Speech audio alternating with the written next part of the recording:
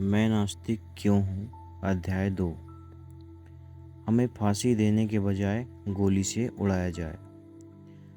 फांसी पर लटकाए जाने से 3 दिन पूर्व 20 मार्च 1931 को सरदार भगत सिंह तथा उनके सहयोगियों श्री राजगुरु एवं सुखदेव ने निम्नांकित पत्र के द्वारा सम्मिलित रूप से पंजाब के गवर्नर से मांग की थी कि उन्हें युद्धबंदी माना जाए तथा फांसी पर लटकाए जाने के बजाय गोली से उड़ा दिया जाए। यह पत्र इन राष्ट्रवीरों की प्रतिभा, राजनीतिक मेधा, साहस एवं शौर्य की अमरगाथा का एक महत्वपूर्ण अध्याय है। 20 मार्च 1931 प्रति गवर्नर पंजाब शिमला महोदय, उचित सम्मान के साथ हम नीचे लिखी बातें आपकी सेवा में रख रहे हैं। भारत की ब्रिटिश सरकार के सर्वोच्च अधिकारी वायसराय ने एक विशेष अध्यादेश जारी करके लाहौर षड्यंत्र अभियोग की सुनवाई के लिए एक विशेष न्यायाधिकरण स्थापित किया था, जिसने 7 अक्टूबर 1930 को हमें फांसी का दंड सुनाया। हमारे विरुद्ध सबसे बड़ा आरोप यह लगाया गया है कि हमने सम्राट जॉर्ज पंचम के विरुद्ध युद्ध किया है। न्यायालय के इस निर्णय से 2 बातें स्पष्ट हो जाती हैं। पहली यह कि अंग्रेज जाति और भारतीय जनता के मध्य एक युद्ध चल रहा है। दूसरी यह कि हमने निश्चित रूप से इस युद्ध में भाग लिया है, अतः हम युद्धबंदी हैं। यद्यपि इनकी व्याख्या में बहुत सीमा तक अतिशयोक्ति से काम लिया गया है, तथापि यह कहे बिना हम नहीं रह सकते कि ऐसा करके हमें सम्मानित किया गया है। पहली बात के संबंध में हम तनिक विचार से प्रकाश डालना चाहते हैं। हम नहीं समझते कि प्रत्यक्ष रूप में ऐसी कोई लड़ाई छिड़ी हुई है। हम नहीं जानते कि युद्ध छिड़ने से न्यायालय का आशय क्या है, परंतु हम इस व्याख्या को स्वीकार करते हैं और साथ ही इसे इसके ठीक संदर्भ में समझाना चाहते हैं। युद्ध की स्थिति, हम यह कहना चाहते हैं कि युद्ध छिड़ा हुआ है और यह लड़ाई तब तक चलती रहेगी जब तक कि शक्तिशाली व्यक्तियों ने भारतीय जनता और श्रमिकों का आय के साधनों पर अपना एकाधिकार कर रखा है। चाहे ऐसे व्यक्ति अंग्रेज पूंजीपति और अंग्रेज या सर्वथा भारतीय ही हो, उन्होंने आपस में मिलकर एक लूट जारी रखी है। चाहे शुद्ध भारतीय पूंजीपतियों के द्वारा ही निर्धनों का खून चूसा जा रहा हो, तो भी इस स्थिति में कोई अंतर नहीं पड़ता। यदि आपकी सरकार कुछ नेताओं या भारतीय समाज के मुखियों पर प्रभाव जमाने में सफल हो जाए, कुछ सुविधाएं मिल जाएं अथवा समझौते हो जाएं, इससे भी स्थिति नहीं बदल सकती तथा जनता पर इसका प्रभाव बहुत कम पड़ता है। हमें इस बात की भी चिंता नहीं है कि युवाओं को एक बार फिर धोखा दिया गया हो, और इस बात का भी भय नहीं है कि हमारे राजनीतिक नेता पदभ्रष्ट हो गए हैं और वे समझौते की बातचीत में एक निरपराध, बेघर और निराश्रित बलिदानियों को भूल गए हैं, जिन्हें दुर्भाग्य से क्रांतिकारी पार्टी का सदस्य समझा जाता है। हमारे राजनीतिक नेता उन्हें अपना शत्रु मानते हैं क्योंकि उनके विचार में वे हिंसा में विश्वास रखते हैं। हमारी वीरांगनाओं ने अपना सब कुछ बलिदान कर दिया है। उन्होंने अपने पतियों को बलि वेदी पर भेंट किया, भाई भेंट किए, जो कुछ भी उनके पास था सब न्यौछावर कर दिया। उन्होंने अपने आप को भी न्यौछावर कर दिया, परंतु आपकी सरकार उन्हें विद्रोही समझती है। आपके एजेंट भले ही झूठी कहानियां बनाकर उन्हें बदनाम कर दें और पार्टी की प्रसिद्धि और हानि पहुंचाने का प्रयास करें, परंतु यह युद्ध चलता रहेगा। युद्ध के विभिन्न स्वरूप। हो सकता है कि यह लड़ाई भिन्न भिन्न दशाओं में भिन्न भिन्न स्वरूप ग्रहण करे।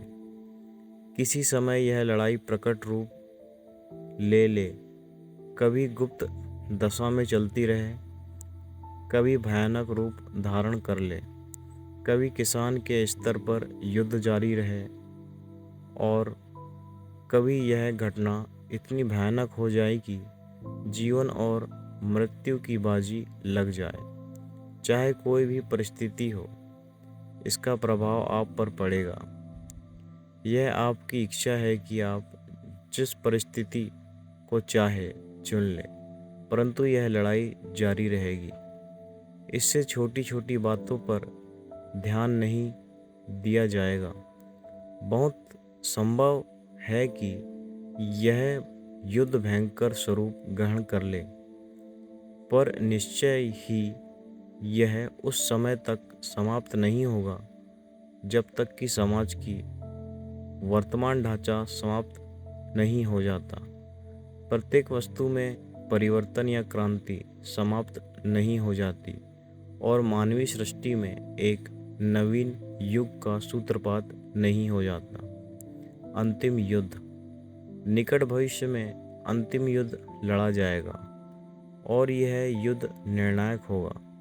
साम्राज्यवाद व पूंजीवाद कुछ दिनों के मेहमान हैं। यही वह लड़ाई है जिसमें हम प्रत्यक्ष रूप से भाग लेते हैं और हम अपने पर गर्व करते हैं कि इस युद्ध को ना तो हमने प्रारंभ ही किया है और ना यह हमारे जीवन के साथ समाप्त ही होगा।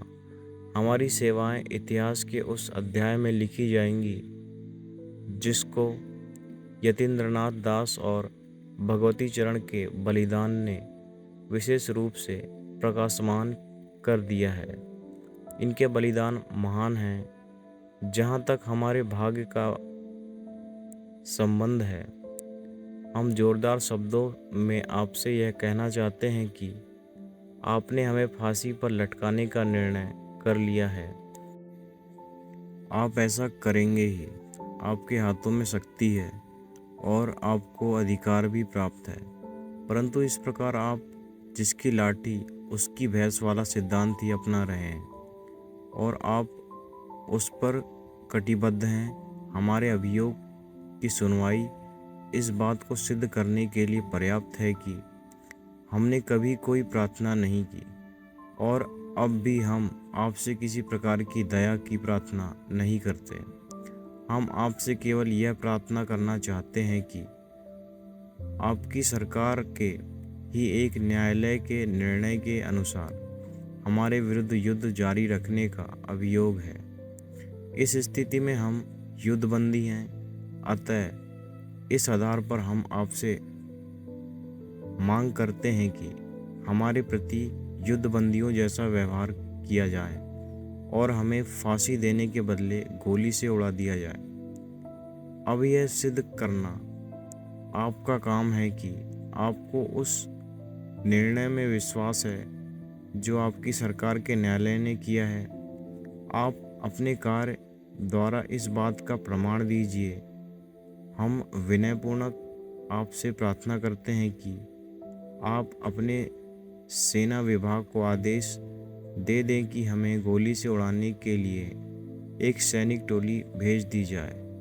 भवदीय भगत सिंह राजगुरु सुखदेव। अध्याय 3। घर को अलविदा। पिताजी के नाम पत्र। सन 1923 में भगत सिंह नेशनल कॉलेज लाहौर के विद्यार्थी थे। जन जागरण के लिए ड्रामा क्लब में भी भाग लेते थे। क्रांतिकारी अध्यापकों और साथियों से नाता जुड़ गया था। भारत को आज़ादी कैसे मिले, इस बारे में लंबा चौड़ा अध्ययन और बहसें जारी थी। घर में दादी जी ने अपने पोते की शादी की बात चलाई। उनके सामने अपना तर्क न चलते देख पिताजी के नाम यह पत्र लिख छोड़ा और कानपुर में गणेश शंकर विद्यार्थी के पास पहुंचकर प्रताप में काम शुरू कर दिया। वहीं बी के दत्त शिव शर्मा, विजय कुमार सिन्हा जैसे क्रांतिकारी साथियों से मुलाकात हुई। उसका कानपुर पहुंचना क्रांति के रास्ते पर एक बड़ा कदम बना। पिताजी के नाम लिखा गया भगत सिंह का यह पत्र घर छोड़ने संबंधी उनके विचारों को सामने लाता है। पूज्य पिताजी नमस्ते। मेरी जिंदगी मकसदे आला यानी आज़ादी ए हिंदू के असूल के लिए वक्फ हो चुकी है। इसलिए मेरी ज़िंदगी में आराम और दुनियावी ख्यालात बायसे कशिश नहीं हैं। आपको यह याद होगा कि जब मैं छोटा था तो बापूजी ने मेरे यगोवीत के वक्त ऐलान किया था कि मुझे खिदमत वतन के लिए वक्फ कर दिया गया है। लिहाजा मैं उस वक्त की प्रतिज्ञा पूरी कर रहा हूँ। उम्मीद है आप मुझे माफ़ फरमाएंगे। आपका ताबेदार भगत सिंह। आला उच्च उद्देश्य, असूल सिद्धांत, वक्फदान, ख्वाहिशात, सांसारिक इच्छाएं, कशिश, आकर्षण। मैं नास्तिक क्यों हूँ। अध्याय 4 अछूत समस्या। काकीनाडा में 1923 में कांग्रेस अधिवेशन हुआ। मोहम्मद अली जिन्ना ने अपने अध्यक्षीय भाषण में आजकल के अनुचित जातियों को, जिन्हें उन दिनों अछूत कहा जाता था, हिंदू और मुस्लिम मिशनरी संस्थाओं में बांट देने का सुझाव दिया। हिंदू और मुस्लिम अमीर लोग इस वर्गभेद को पक्का करने के लिए धन देने को तैयार थे। इस प्रकार अछूतों के यह दोस्त उन्हें धर्म के नाम पर बांटने की कोशिश करते थे। उसी समय जब इस मसले पर बहस का वातावरण था, भगत सिंह ने अछूत का सवाल नामक लेख लिखा। इस लेख में श्रमिक वर्ग की शक्ति व सीमाओं का अनुमान लगाकर उसकी प्रगति के लिए ठोस सुझाव दिए गए। भगत सिंह का यह लेख जून 1928 के कीर्ति में विद्रोही नाम से प्रकाशित हुआ था। हमारे देश जैसे बुरे हालात किसी दूसरे देश के नहीं हुए। यहाँ अजब गजब सवाल उठते रहते हैं। एक अहम सवाल अछूत समस्या है। समस्या यह है कि 30 करोड़ की जनसंख्या वाले देश में जो 6 करोड़ लोग अछूत कहलाते हैं, उनके स्पर्श मात्र से धर्म भ्रष्ट हो जाएगा। उनके मंदिर में प्रवेश से देवगण नाराज हो उठेंगे। कुएं से उनके द्वारा पानी निकालने से कुआं अपवित्र हो जाएगा। यह सवाल 20वीं सदी में किए जा रहे हैं, जिन्हें की सुनते ही शर्म आती है। हमारे देश बहुत अध्यात्मवादी है, लेकिन हम मनुष्य को मनुष्य का दर्जा देते हुए भी झिझकते हैं, जबकि पूर्णतः भौतिकवादी कहलाने वाला यूरोप कई सदियों से इंकलाब की आवाज़ उठा रहा है। उन्होंने अमेरिका और फ्रांस की क्रांतियों के दौरान ही सफलता की घोषणा कर दी थी। आज रूस ने भी हर प्रकार का भेदभाव मिटाकर क्रांति के लिए कमर कसी हुई है। हम सदा ही आत्मा परमात्मा के वजूद को लेकर चिंतित होने तथा इस जोरदार बहस में उलझे हुए हैं कि क्या अछूत को जनेऊ दे दिया जाएगा, वे वेदशास्त्र पढ़ने के अधिकारी हैं अथवा नहीं। हम उलाहना देते हैं कि हमारे साथ विदेशों में अच्छा सलूक नहीं होता। अंग्रेज शासन हमें अंग्रेज़ों के समान नहीं समझता, लेकिन क्या हमें यह शिकायत करने का अधिकार है? सिंध के एक मुस्लिम सज्जन श्री नूर मोहम्मद ने, जो बम्बई काउंसिल के सदस्य हैं, इस विषय पर 1926 में खूब कहा। वे कहते हैं कि जब तुम एक इंसान को पीने के लिए पानी देने से भी इनकार करते हो, जब तुम उन्हें स्कूल में भी पढ़ने नहीं देते, तुम्हें क्या अधिकार है कि अपने लिए अधिक अधिकारों की मांग करो? जब तुम एक इंसान को समान अधिकार देने से भी इनकार करते हो, तो तुम अधिक राजनीतिक अधिकार मांगने के अधिकारी कैसे बन गए?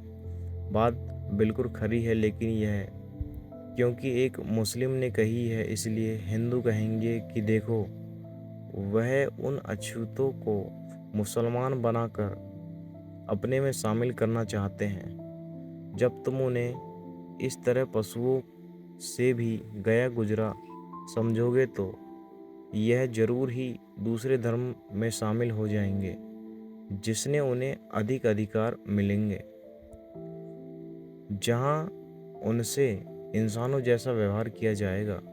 फिर यह कहना कि देखो जी, ईसाई और मुसलमान हिंदू कौम को नुकसान पहुंचा रहे हैं, व्यर्थ होगा।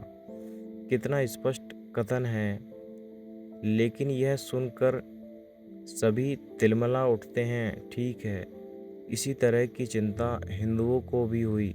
सनातनी पंडित भी कुछ न कुछ इस मसले पर सोचने लगे। बीच बीच में बड़े युगांतकारी कहे जाने वाले भी शामिल हुए।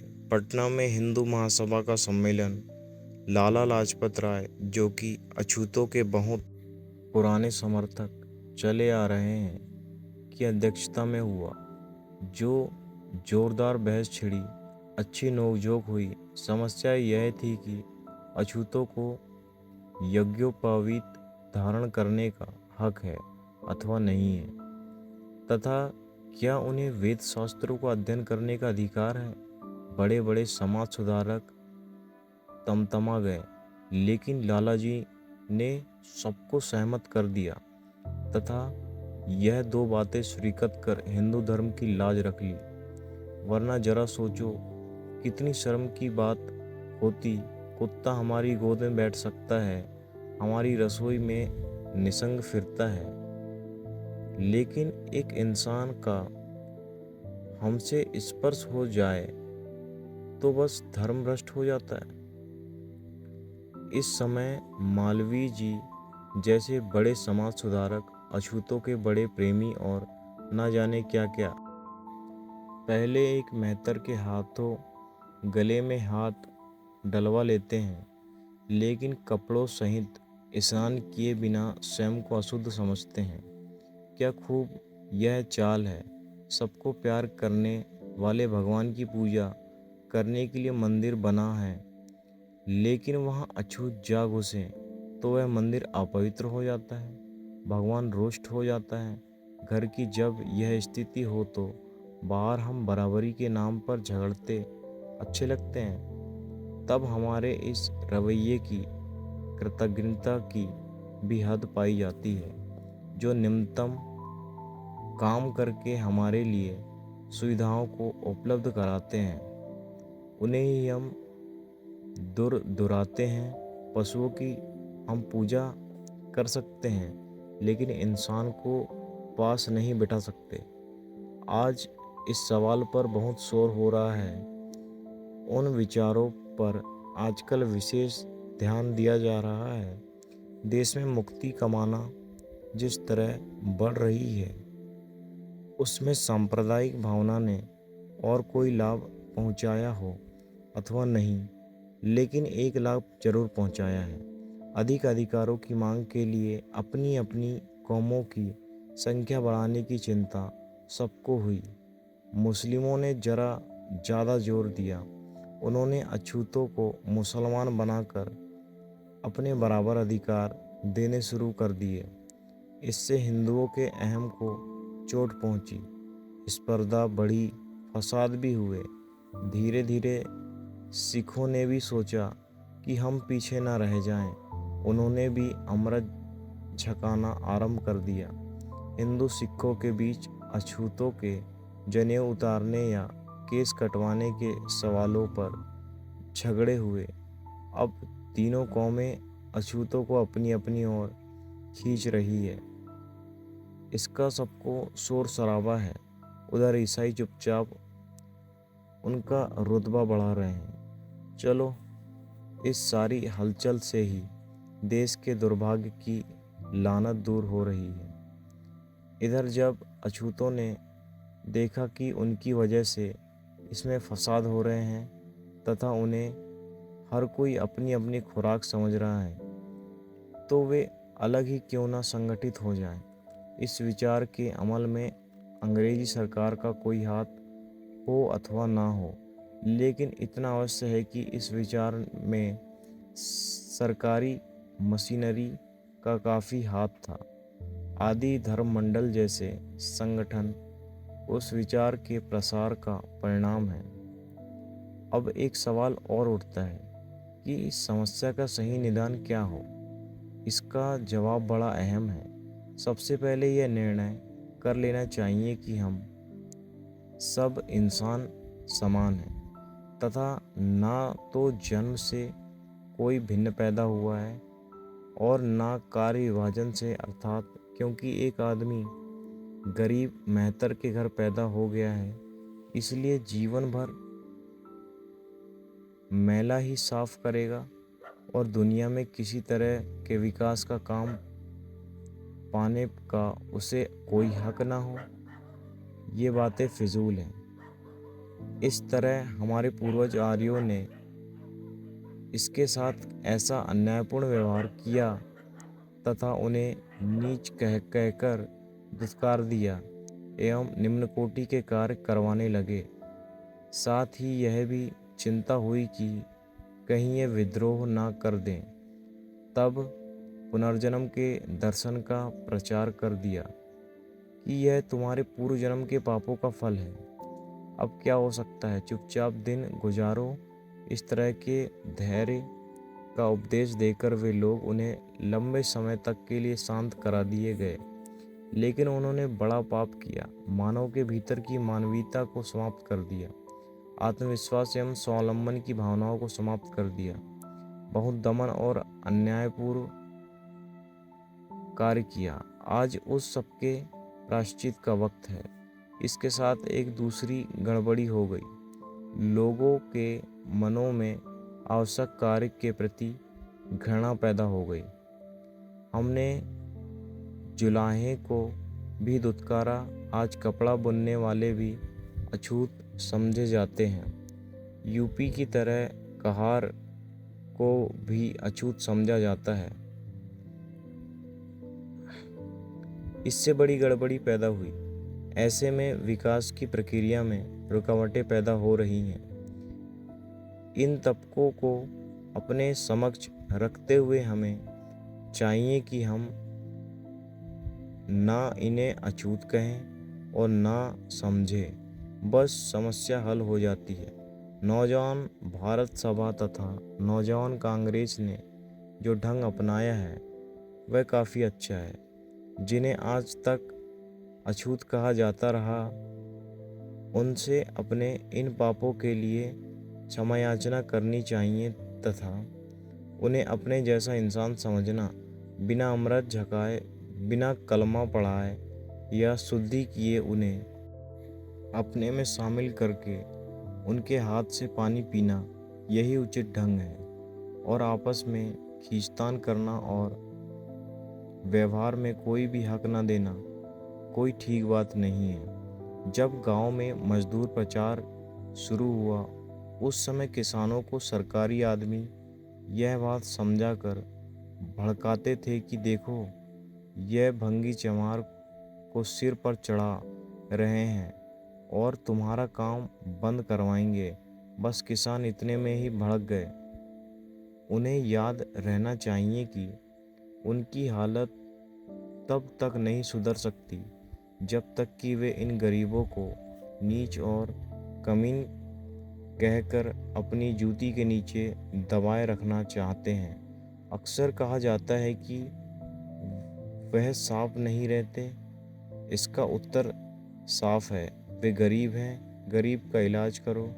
ऊंचे ऊंचे कुलों के गरीब लोग भी कोई कम गंदे नहीं रहते।